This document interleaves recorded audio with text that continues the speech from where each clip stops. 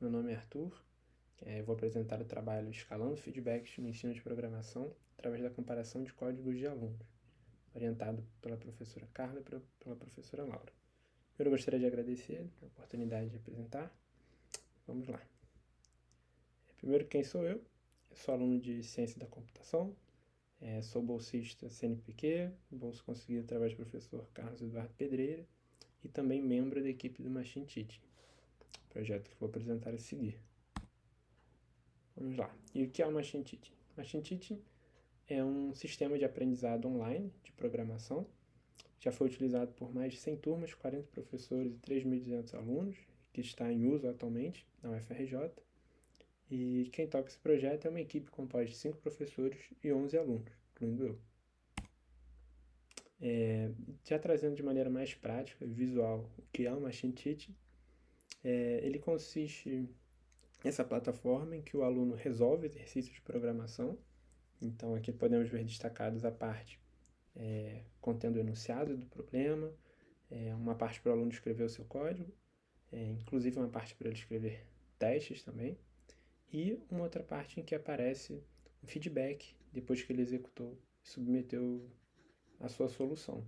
Então nesse caso, por exemplo, o código do aluno passou em 7 testes, mas em outros 3 ele falhou. E ele tem de maneira bem transparente aqui quais foram os problemas e os acertos. Já na visão do professor, e que até vai ser o nosso foco nesse trabalho, nós podemos ver aqui uma solução submetida por um aluno, uma solução que falhou, aquela mesma que a gente estava vendo, na verdade. Nesse caso ele teve 70% de sucesso, né? E além de poder ver qual foi o sucesso do aluno, também o professor pode adicionar comentários específicos relativos ao código dele. Mas existe uma certa sobrecarga, ou melhor, uma sobrecarga pode surgir em cima dos professores que utilizam Machine Teaching. Afinal, cada código possui um certo número de linhas, que é multiplicado pelo número de exercícios, e que é multiplicado pelo número de alunos nas turmas de cada professor. E apesar do próprio Machine Teaching oferecer uma correção automática pelos casos de teste, é muito difícil o professor ter tempo para olhar profundamente cada código, dependendo da quantidade de alunos pela qual ele é responsável. Aqui eu trouxe um código de exemplo que ilustra um pouco disso. Esse é um código que conta as letras presentes numa string.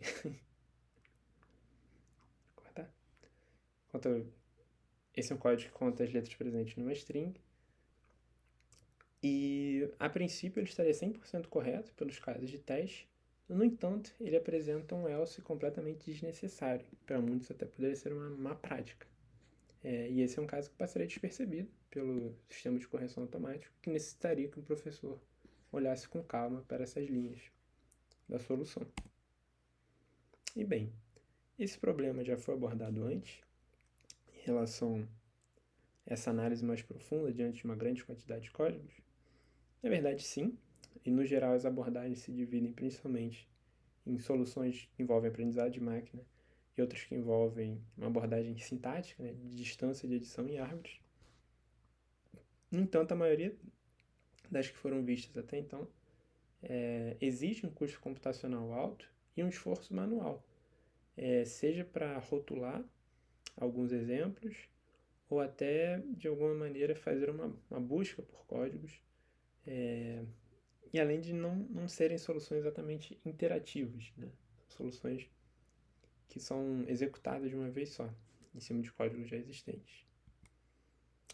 Uma outra abordagem também, que vai no caminho contrário, são abordagens visuais, como a de mapear os códigos em um eixo de tempo de execução e outro de número de linhas, que até oferecem uma certa diferenciação das categorias, né? Talvez de soluções, ou de grupos que a gente pode criar, mas que em relação à correção ou à semântica do código não oferecem tanto profundidade. E bem, diante do problema e das soluções existentes, que ainda não parecem suficientes, e se fosse possível a gente facilitar esse processo, começando pela quantidade de códigos que o professor tem que ler? né? Se a gente conseguisse agrupar códigos que são similares, onde, por exemplo, as únicas diferenças são nos nomes das variáveis, e a gente agrupar em apenas um código representativo de todos esses códigos parecidos. Que para melhorar, além da quantidade de soluções, a gente pudesse trabalhar em cima das linhas dessas soluções também. Então, facilitar que o professor visualizasse a diferença entre um código e outro, destacando quais linhas são equivalentes e quais são as linhas que diferenciam um do outro, como nesse caso aqui, em que existe uma diferença apenas na multiplicação de variáveis. E se para melhorar a gente ainda pudesse definir quais linhas são equivalentes, mesmo quando isso não seja tão claro. Nesse exemplo, a gente pode considerar que aquela multiplicação de variáveis é a mesma coisa. É apenas uma forma de escrever diferente, mas que nós queremos considerar como iguais. E, na verdade, essa solução existe, e é o Overcode, um sistema criado por pesquisadores do MIT, cujo objetivo é justamente facilitar a navegação de professores pelas soluções para exercícios de programação, de forma que seja mais fácil construir uma noção sobre a situação do aprendizado da turma, no geral. Então, aqui esse é um overview do sistema, onde já podemos ver que ele está analisando 3.800 submissões dessa questão sobre exponenciação, e essas 3.800 soluções foram clusterizadas em 862 grupos. Já podemos ver aqui uma bela redução da quantidade total de códigos. Aqui vemos que esses códigos se organizam em pilhas. A mais populosa contém 1.534 códigos, enquanto outros contêm 300, 153, e seguindo aquele modelo de diferenciação pelas linhas, né? Então, poupando o professor de ter que analisar todas as linhas de cada pilha. Do outro lado, também vemos algumas funcionalidades a mais, como buscar por linhas específicas ou filtrar por outras, mas que são apenas complementares. Ok, e como a gente deu uma olhada na interface, né, desse sistema, mas como funciona por debaixo dos panos? No geral, esse sistema segue um pipeline, é composto de 4 etapas principais. A primeira sendo de limpeza, onde vemos um exemplo aqui. Temos o código de exponenciação, e esse código ele apresenta um espaçamento comum, além de um comentário em formato de docstring, explicando um pouco como funciona. E fazemos uma limpeza, simplesmente tirando esse comentário e tornando o espaçamento mínimo, apenas por uma questão de padronização. Depois que todos os códigos passam por essa limpeza, vamos para a etapa de extração de variáveis. E como funciona? A partir dos casos de teste, nós analisamos os valores que cada uma das variáveis do código assume ao longo da execução desse teste. Então, nesse caso do código ao lado, vemos que as variáveis base e ESP sempre estão com os valores 5 e 3, enquanto que as variáveis result e i mudam seu valor ao longo das iterações. Depois que as variáveis são extraídas para cada solução, vamos para a etapa de identificar quais variáveis assumem as mesmas sequências de valores e renomear todas as variáveis para um nome único, que geralmente consiste naquele nome que foi o mais popular entre todas as variáveis com os mesmos valores. Aqui nós temos esse exemplo, onde result foi o nome mais popular, e esse nome passa a substituir todos os outros nomes nas bases de código. Depois que todos os códigos foram limpos e suas variáveis foram renomeadas, nós vamos para a etapa de empilhamento. A partir do momento que o código está padronizado, é muito mais fácil identificar linhas iguais entre eles. O empilhamento consiste em verificar os códigos que possuem conjuntos de linhas equivalentes, sem nem considerar a ordem. Afinal, o output de cada código é igual e as suas variáveis também. E a partir daí, nós vemos a formação dessas pilhas, como tínhamos visto no overview do sistema. E bem, por enquanto o sistema parece muito bom. E a gente pode pensar, será que não tem uma pegadinha? Por que ele é melhor que todos os outros? Não tem nenhum desafio por trás? E, na verdade, temos sim. Atualmente, esse é um sistema que funciona apenas localmente e pelo terminal. ele conta com uma interface gráfica para interagir com as soluções, mas não conta com uma interface gráfica para a configuração do sistema, né? Para que a gente consiga carregar os dados, por exemplo.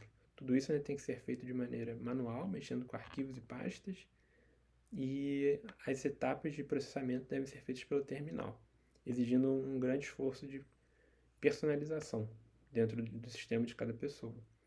E para piorar, esse é um sistema que foi descontinuado. Como podemos ver aqui, os últimos commits na base oficial foram feitos há 7 anos.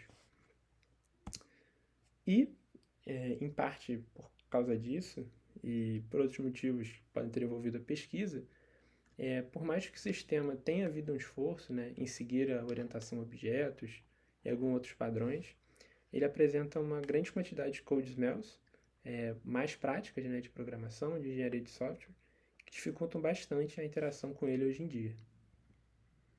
E já que a gente falou de problemas, o que eu estou fazendo tem muito a ver com eles mesmo. Então, começando pela parte de atualização do sistema, um dos pontapés iniciais foi avaliar se seria possível utilizar esse sistema hoje em dia e atualizá-lo do Python 2 para o Python 3. Já adiantando, foi a parte que mais me consumiu tempo até agora. Junto com isso, também resolver bugs que surgiram, né, a partir das atualizações, e adaptar as bibliotecas que não puderam ser atualizadas junto com o próprio código. Então, houve uma busca por bibliotecas alternativas também. Ao longo desse processo, também cuidei de realizar automações para tornar mais rápida a interação com a customização e a interação com esse sistema para outras pessoas também, e a documentação, né, para facilitar que não seja só eu tomar conta dele. Por fim, mais importante, direcionar os esforços para conseguir integrar, né, o Overcode ao Machine Teaching, que vem passando, né, por essa questão, essa necessidade de um esforço para facilitar o feedback sobre os exercícios dos alunos. E, primeiramente, como eu disse, era viabilizar, ver se isso seria possível, essa integração. E, com certeza, é possível, né? Já testamos com dados do Machine Teaching. Isso se deve a uma compatibilidade de modelos mesmo, já que o Machine Teaching se baseia em funções e Overcode também. Além disso, durante essas análises de questões individuais, fizemos algumas descobertas sobre os dados do próprio Machine Teaching, como algumas questões em que houve alguma mudança inesperada de gabarito, que acabou afetando a corretude dos dados, né? Ou então, um caso específico em que uma questão ela não havia soluções corretas, só tinha submissões erradas por parte dos alunos. E por acaso esse era um caso em que o Overcode não estava esperando, isso quebrou o Overcode também de uma maneira que não estava bem informada, né, por meio das exceções. E o mais importante tem sido realmente analisar qual a eficiência do Overcode nessa sua redução desse trabalho cognitivo dos professores, né? O quanto ele consegue realmente clusterizar as soluções que estão presentes na base de dados. Diante disso, os próximos passos, os mais importantes que se apresentam, são conseguir tornar o Overcode um produto de uso mais fácil, mesmo que ainda seja local. Acredito que a curto prazo esse seria o principal passo, que ele consiga ser uma ferramenta útil para professores que queiram se aventurar a utilizá-lo, e que isso não seja uma tarefa tão difícil.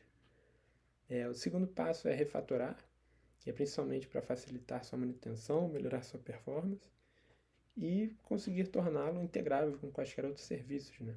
O que envolve construção de APIs melhores do que as que já temos. E com isso feito, acredito que o objetivo final seria integrá-lo ao sistema atual do Machine Teaching, que já conta com um painel para análise de dados de alunos referente às questões do seu desempenho. Obrigado.